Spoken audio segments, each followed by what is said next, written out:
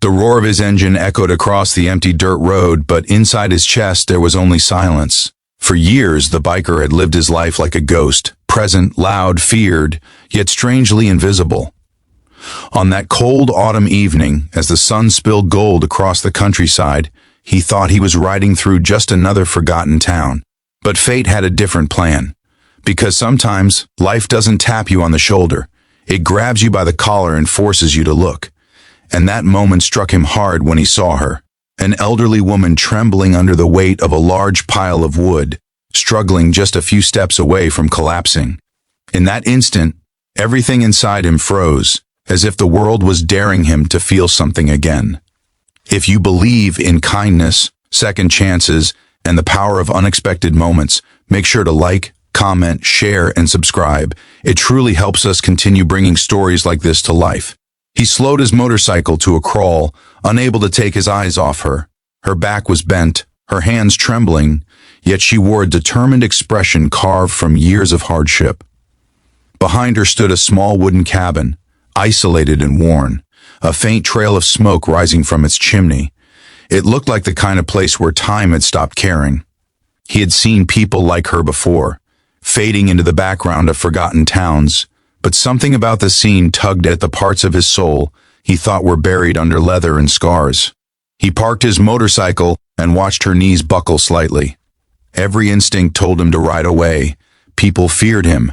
People judged him. People locked their doors when he passed.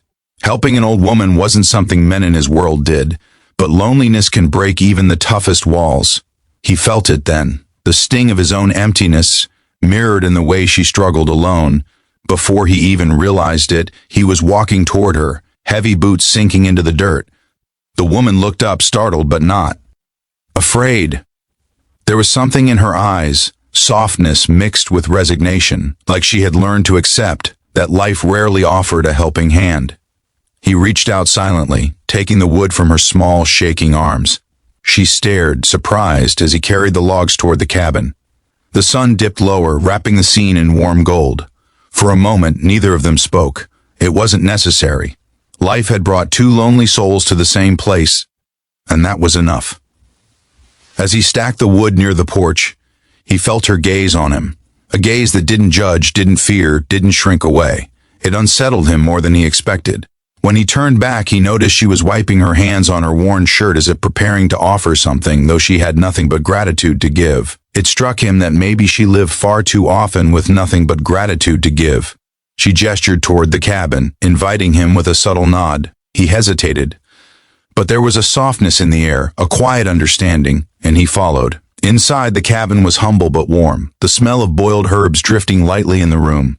He saw pictures on a shelf, a younger woman smiling beside a man in uniform, a faded photograph of what looked like a family long gone. He wondered how many winters she had survived alone. He wondered if anyone ever came to check on her. Sitting by the fire, he listened as she talked, not with excitement but with a weary calm. She spoke of her husband who had passed years ago. She spoke of children who had moved far away, their own lives swallowing up the time they once gave so freely. She spoke of winters that felt longer and colder now, wood piles that seemed heavier every year, and the loneliness that crept into the quiet when the wind stopped howling. Her voice didn't tremble from pain. It trembled from memories that no longer had anyone to live in. As he listened, he felt something inside him shift. He had spent years believing he wasn't made for softness, that his life was too stained with regrets and missteps to ever bring comfort to someone else.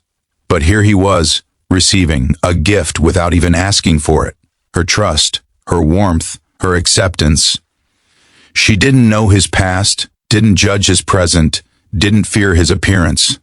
She simply saw a human being, something he hadn't felt like in a long time.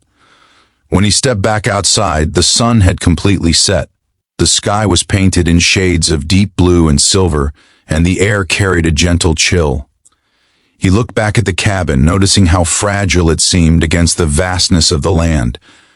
She stepped beside him and placed a hand on his arm, a gesture so small yet powerful enough to quiet the storm inside him.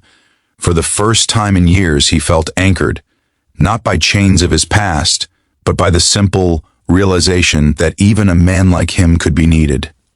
He promised himself he would come back, And he did. Every evening for the next weeks, he returned with firewood, groceries, small repairs she didn't ask for but desperately needed. He never expected anything in return, yet she offered him something far more valuable than he could ever repay: belonging. In that quiet cabin, surrounded by pine trees and fading photographs, he found a purpose he didn't know he was searching for. The villagers soon noticed him. Instead of fear, they began to greet him. One man even nodded respectfully one day, a small gesture but one that felt like a door opening. The children waved as he passed on his motorcycle. Life had not changed overnight, but something inside him had. He began to feel human again, seen, useful, connected. The old woman had unknowingly given him a bridge back to the world he once abandoned. Weeks passed, then months. On one particularly cold morning, he found her sitting on the porch, a blanket on her shoulders, watching the sunrise with tired but peaceful eyes. She said something that stayed with him forever, something so simple yet deeply healing. She thanked him, not for the wood, or the help, or the warm meals he brought. She thanked him for giving her something she thought she had lost forever, the feeling of not being alone. In that moment, he understood that kindness doesn't need permission, and redemption doesn't need a perfect past. Sometimes, all it takes is one choice, one moment, to change two lives at once. If this story touched your heart even a little, please like, share, comment, and subscribe. Your support helps us keep creating meaningful stories. Before you go, comment below: kindness lives in small moments.